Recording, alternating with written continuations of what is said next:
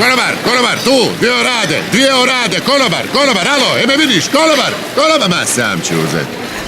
Tko zna ribu, bira Kromaris. Ajme, ne mogu sinit. Pretjerao sam. Znači da mi staviš još jedan jadranski brancin pred usta, ja ne bi mogao. Ja idem poš brancina. Aj kad si već na perama, uzmi i nama oradu.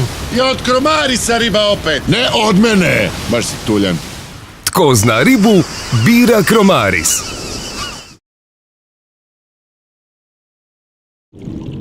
Ajme da ja ko hobotnica nema neku vezu za najfinio radi jadranske brancine, nego tu školjke moram teglit doma. Već vidim kad dođem doma, nije bila fine ribe. Šim da uopće otvorim ovu tanju kuljku, šta je ovo? Kakva ovo školjka? Ja sam čak i alergičan na školjke. Tko zna ribu, bira Kromaris.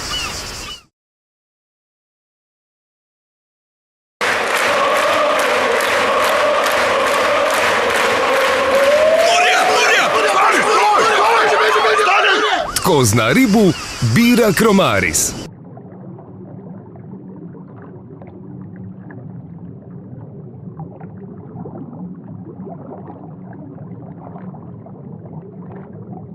Kromaris!